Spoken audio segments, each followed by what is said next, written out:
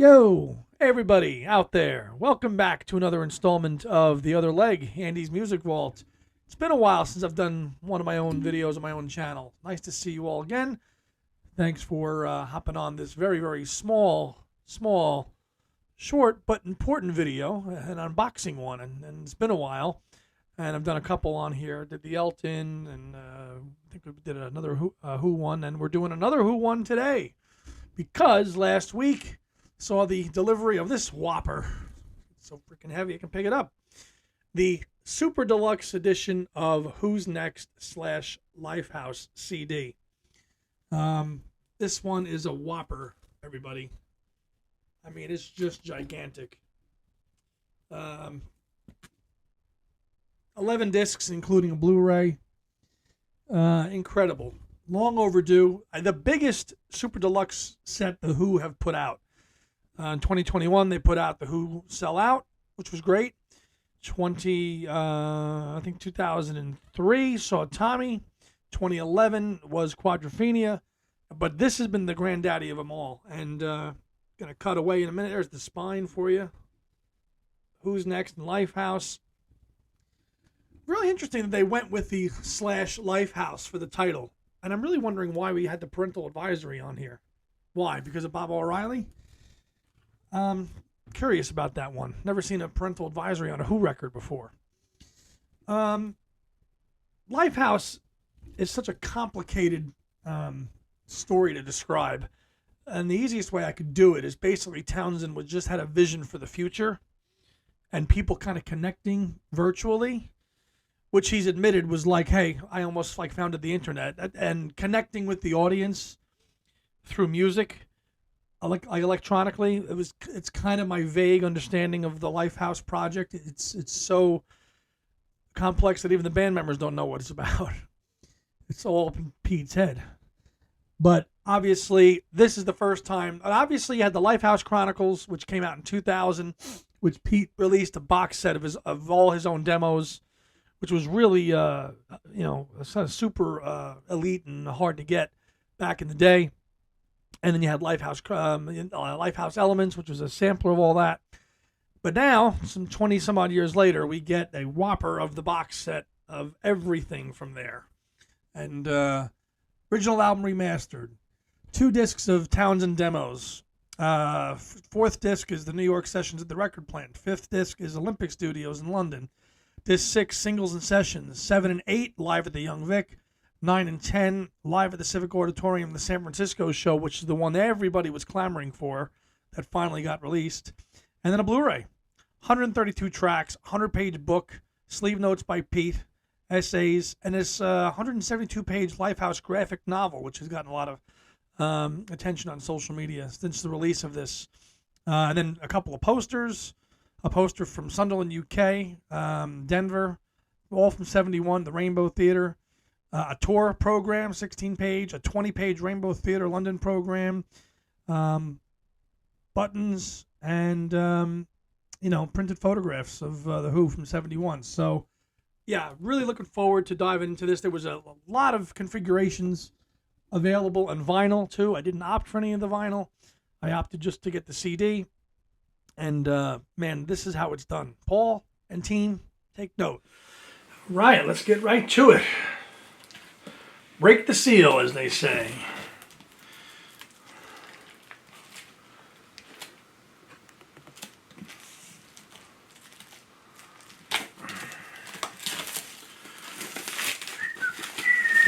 The graphic novel. God knows what the hell's in that. Maybe that's why it had the parental advisory on the sticker. Probably. Well, we're not going to show that on camera. All right. Let's open it up from back to front. Lifehouse, the graphic novel. Looks like Pete on there. All right. A quick skim through here. Cartoons. Comics.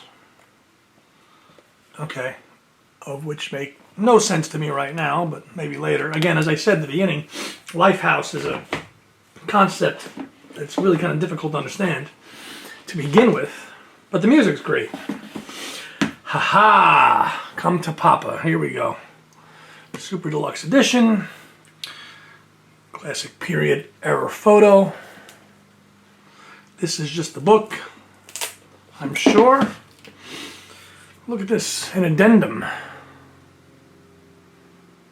Looks like there was a, okay. So there was a typo, so they threw an addendum in. Okay. Quick scan of the pages here. This is probably all the notes and everything about the album. Again, as you always see in these box sets, tape boxes. Oh, there's Mr. Kit Lambert, the inspiration for Pete in the early days, and Tommy especially. Okay. Some stuff on the ARP synthesizer. Detailed notes on the tracks, as usual. Yeah, tape boxes. One thing that these box sets always reproduce is the front of the tape boxes. And here's one from Olympic. Join Together, Relay, Long Live Rock, Put the Money Down, Is It in My Head? Ooh, some Quadrophenia tracks. Love Rain or Me. Who the hell's that?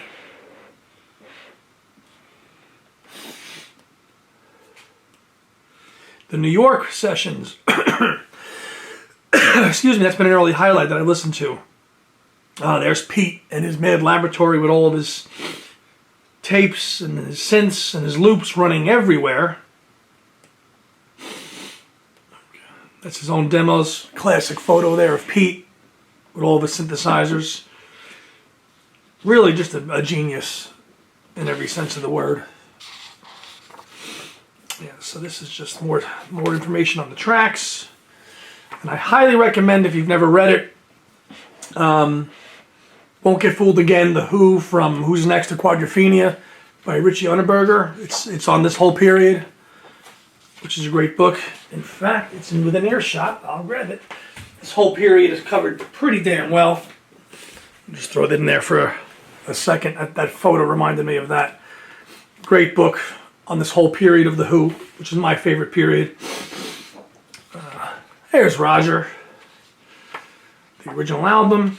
Okay, now, if you don't already know, the cover of Who's Next has like these stains on it, and it's because they did this to the brick. So they relieved themselves on the brick in the middle of, not sure exactly where that is, but yeah, that's why that is like that. Okay, I'll go through this. Oh, that's a picture of the band at Keith Moon's house, which I believe was known as Tara House, right around a press launch for the album in 1971. So I know the album was supposed to be this huge big thing, but Who's Next became a 9-track album and really was on FM radio everywhere. Bob O'Reilly, Bargain, Won't Get Fooled Again, Behind Blue Eyes. I mean, just staple Who tracks.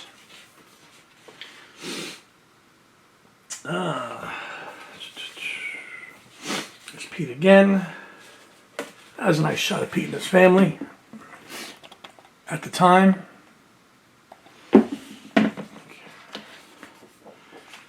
Yeah, it's definitely the biggest Who box set that's been out there. I think. The Note by Matt Kent. Matt Kent, for those of you who are Who fans, is a big Who historian and archivist and compiles all the Who stuff for them. Yeah. Yes, we went back to front with the book. We'll check that out in detail, of course, in time. Okay. It's funny, the whole thing, excuse me folks, I'm sniffling because I've got the allergies that bothering me. The whole concept of Who's Next all kind of ties back down to the song Pure and Easy, which didn't even make it onto the album. There once was a note, Pure and Easy, and it didn't even make it onto the whole album originally. So it's funny, the initial germ of the idea of the project for it is a song that didn't even make the finished thing, which is crazy. So this part of the box set here obviously is the discs. This is Who's Next discs 1 through 6. 1 through 6, my own. Okay, pocket folds as they do these days. Disc 1, the original album. Disc 2, Townsend's Demos. And 3, Townsend's Demos. Discs 4, 4 is the New York plants, the New York sessions. 5 is Olympic Sound in London, and 6 is the singles and sessions. So you have some stuff that eventually appeared on Odds and Sods, like Postcard, Now I'm a Farmer, and a few other tracks like that, Long Live Rock. So that's kind of the Odds and Sods section of this set. 7 through 11 is the next bundle here with the spine. And we've got the Young Vic Part 1, the Young Vic in London Part 2, the Civic Auditorium San Francisco show, which is 2 discs, disc 1 there and disc 2 there. And the one that's caused a lot of controversy is the Blu-ray DVD only of the new album. So this is the Steven Wilson remix, which is only available on Blu-ray. A lot of Who fans and music fans are a little ticked off that it was not available as a CD. It's only available as a Blu-ray. So to hear the true 5.1 Steven Wilson remix, you've got to get it on the Blu-ray. So be anxious to hear this one as well. And there's the iconic cover again, right there. Now I think the last bit of the box to show is, I guess, the memorabilia bit, which is all this stuff here, which is in this kind of cardboardy type thing. Memorabilia, as something slides out. Ooh, pins.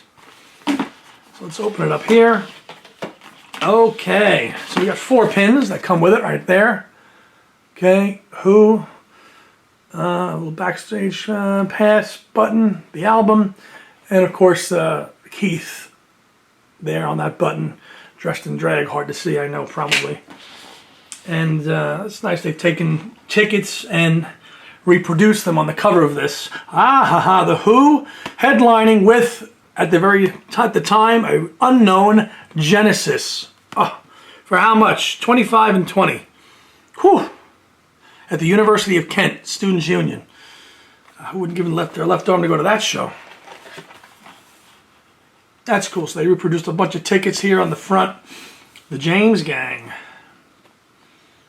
Interesting to see who else they were on the bill with back in the day. Pretty cool. Let's open her up. Take a look. Okay, so this is all the extra goodies that they threw in here. So we've got the photograph reproduced here. Ooh, a little damaged, obviously. This is looks like a tour show, which they talked about at the opening. Yep, this is their Who kind of tour guide from October and November of '71, which was the UK tour. Here's the program for the Rainbow concert, which was the 4th and 5th and 6th of November of '71. And the Rainbow Theatre, if you don't know, was just a legendary venue in London. Lots of famous concerts there. Eric Clapton, The Who, Yes as well. So, yeah, many bands played there. Always so cool to look back and see the ads on here. Totally reproduced, which is nice. That's very cool. This looks like some posters, which probably definitely won't hang, but I'll just keep them in the box as well. See the whole view there for you. The Rainbow, this is the poster advertising the Rainbow concerts as well. Tickets, £1.50, £1.25, and a pound, or 75p, or 50p on the door. Got a couple other ones here. Let's see. Okay, this looks, a big one. 7th of May, The Who. Where at? 50p. Oh, the Sunderland. This is the Sunderland show. Okay. Late bars, late transport. No address restrictions. Huh. 8 to 1 a.m.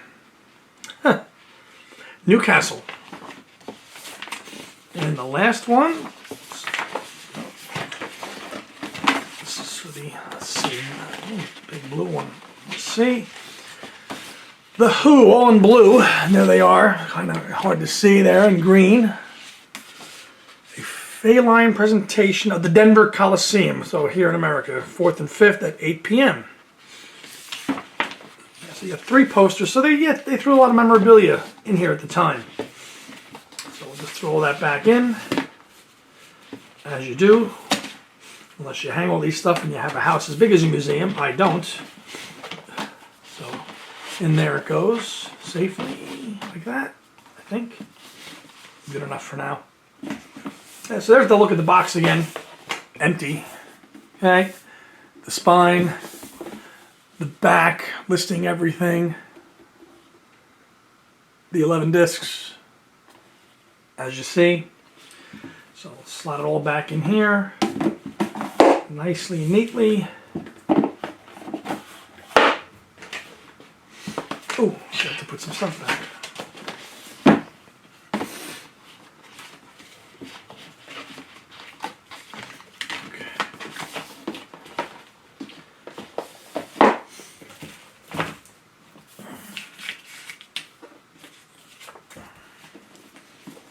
And, oops, flew away on me. Come on. These things weigh a ton.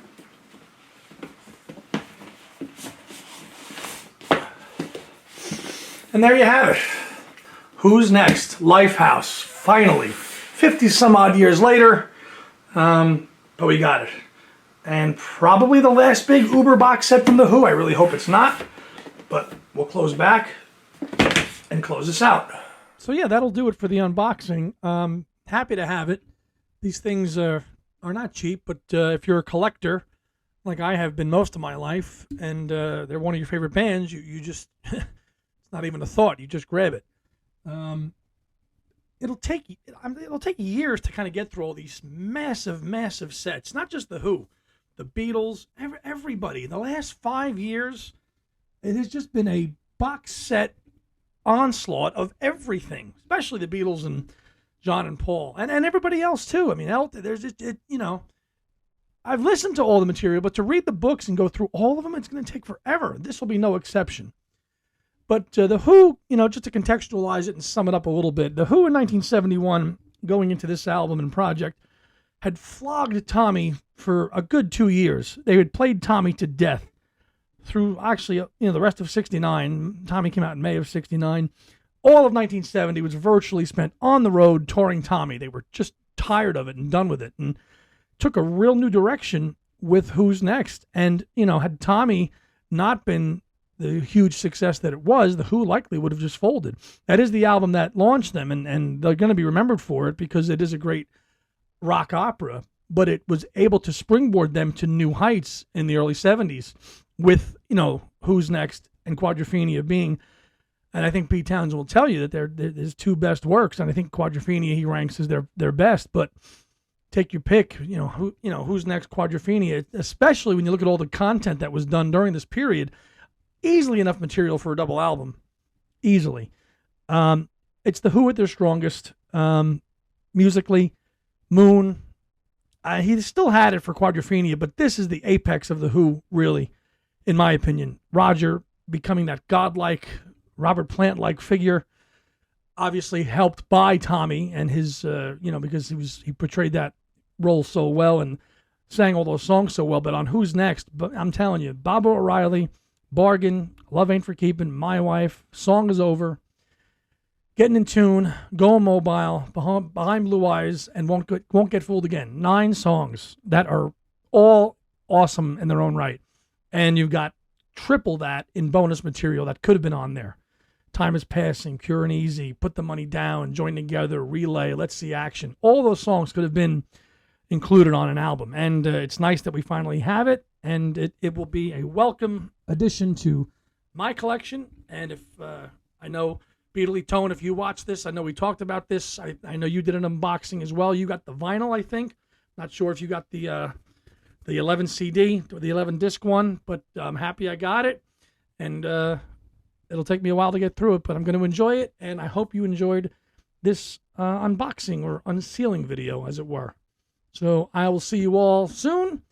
I've got some concerts coming up that I'll be reviewing in due time. Steve Hackett in October and Bob Dylan in November. So I'll go with some friends to that. So I'll have them on to recap those experiences on my channel. And stay tuned to Two Legs. We've got episode 222 coming up this Saturday, which will be with myself and not Tom Hunyadi, my co-host. He had to take the week off. So I was joined by the original co-host and co-founder of Two Legs, Mr. David Gargolino, and we did a little recap on the Two Legs history and what they started out as, some of our favorite McCartney lineups, and a little bit of talking about The Who, because we had that show as well, which we're going to continue, but that's coming on Saturday as well.